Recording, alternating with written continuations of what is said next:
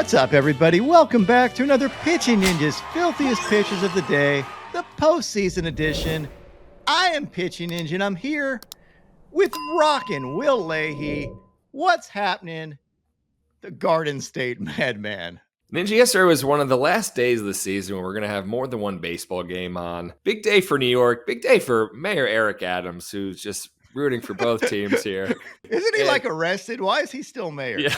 Help me with this. I don't know. Before he even got arrested, they found out that he doesn't even live in New York City, which immediately disqualified him from being mayor. But he's been playing both sides his whole tenure, and he kept it going yesterday. But Ninja, the Mets took a massive game back from the Dodgers in the first game of the day yesterday, Ninja. People were counting them out after they got pummeled the day before. But Ninja, they stormed back, stole a huge one in LA, and it's coming back to New York now. Tell me about this game, Ninja. What'd you see? Because we got a great one off Manaea.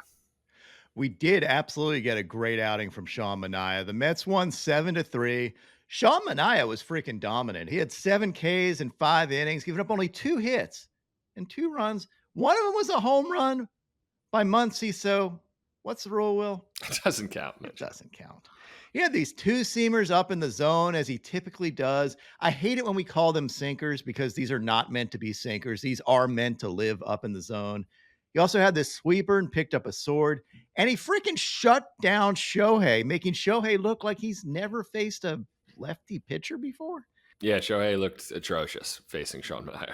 Yeah, and one thing I noticed, now we've been focused on Sean Manaea lowering his arm slot, mirroring Chris Sale, but it's more than that. If you look at this, I did an overlay of Sean Manaea in April versus Sean Manaea in September, and he is cross-firing like a motherfucker right now. So he starts out in April, was going more straight towards the target, and in September really steps to the first base side and creating this extreme angle to home plate. So it's more than just lowering his arm angle. He is actually legitimately stepping way across and then throwing across his body, which makes it very tough for left-handed hitters like Shohei. It's part of the reason why I thought Shohei looked terrible yesterday. It's not necessarily his fault. This is a tough matchup. Ryan Stanek was also really good in relief. He had 1 K in 1 1/3 innings. He had this 99-mile-an-hour heater. And of course, cue the trumpets. Edwin Diaz had 3 Ks in 1 1/3 scoreless innings, giving up only 1 hit, and these fastballs and sliders. On the Dodgers side, I didn't see much pitching out of them. Brent Honeywell was good. He had this fastball and slider, but other than that, this bullpen game paled in comparison to the previous bullpen game they had. And actually, I thought they stuck with some of their pitchers longer. They almost waved the white flag pretty early in this one, I thought. It seemed like the Mets were in control the whole way. And Will, you may have been right. The Mets getting their ass absolutely beat in that first game maybe was better than losing a 1-0 game or a 5-4 game. They came back, they brushed it off, and they made the Dodgers look terrible yesterday. Listen, Ninja, it was not all copium I was smoking. Part of it is you'd rather get your ass beat than going back and forth and get your heart ripped out at the end. And nobody felt that more than Mark Vientos, the fresh maker, who got our dong of the day. Because, Ninja, in the second inning, he had the game-winning grand slam, essentially shutting the door on the rest of the day. Although the Dodgers did come back pretty well, and it was never completely over. But it seemed over to me, dude. I did not feel like the Mets ever didn't have control of it. They walked Lindor to load the bases for him, and he took it personally, Ninja, and he had a tremendous at-bat, 9 pitches, culminating with this massive grand slam. I thought Lindor set the tone. Remember, the Dodgers were on a 33 scoreless inning streak, and Lindor just said, "F that noise. It's over right now." And started off the game. He just set the tone. I forgot about that. I actually jinxed that yesterday. I said the Dodgers were tied for the biggest streak ever, which they're obviously going to break. And sure enough, they didn't. They didn't even get a third of an inning out of it. No. Well, that's all they needed. They needed the third of the inning. And right. Lindor told them to suck it. In the nightcap, the Yankees beat the Guardians 5-2. Carlos Rodon, freaking outstanding yesterday. I loved his cue he got from Garrett Cole to basically pitch like a robot. And it's very not Carlos Rodon-like. Carlos Rodon is an emotional pitcher, but yesterday kept his emotions in check and just freaking dominated. He went 6 innings with 9 Ks. Nice. Giving up only 1 run, and that run was on a home run. So as my friends on Instagram told me, of course, it doesn't count. Carlos Rodon basically had a shutout. Gave up 3 hits, no walks, importantly, too. He was in command the entire time. He had 25 whiffs this game, which is the most by a Yankees pitcher in the postseason since the pitch tracking era started in 2008. Also tied for the 4th most whiffs by any pitcher in the pitch tracking era. He had these fastballs and sliders. Here's a home plate view of his slider. And I did a couple of really good overlays of his fastball and slider, and you can see how those pitches work together here. I mean, you're sitting there thinking you're getting a heater, and you get that slider, and you're absolutely screwed. I also love a good broadcaster. Wells Jinx. makes him look good behind the plate. He's an excellent framer. One pitch later. And missed that one, trying to frame it. Freaking whiffed on a pitch that he was trying to frame here. Granted, not a great slider by Carlos Rodon, but got to catch it. And just for all of you out there, big Pitching Ninja fans, here is Carlos Rodon's slider grip. And yes, this is with a kid's foam baseball because he didn't have a baseball lying around. Slider grip is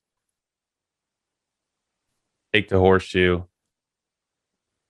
and you're just going to go, like, if you were to throw a one seam, you know, they throw one seams. Yep. You take that horseshoe, you go right across the tracks and just straight across the tracks, tuck thumb. Yep. It's going to come off this. You can almost take this finger off and this finger does no work and you're just pulling it down. It's like that much. Tiny cut through. Yeah, it's like when I was taught when you pull it down, you try to hit yourself in the nuts. Also for the Yankees yesterday, Clay Holmes had this nasty sweeper, and Luke freaking Weaver, yep, the Dream Weaver, had 4 Ks in 1 2/3 innings and was absolutely brilliant. He had this fastball, but the story of this appearance were his changeups. They're absolutely wicked. And check out this overlay of his fastball and changeup. These things are perfectly tunneled. And then that changeup just takes off arm side and down, getting you to swing at air.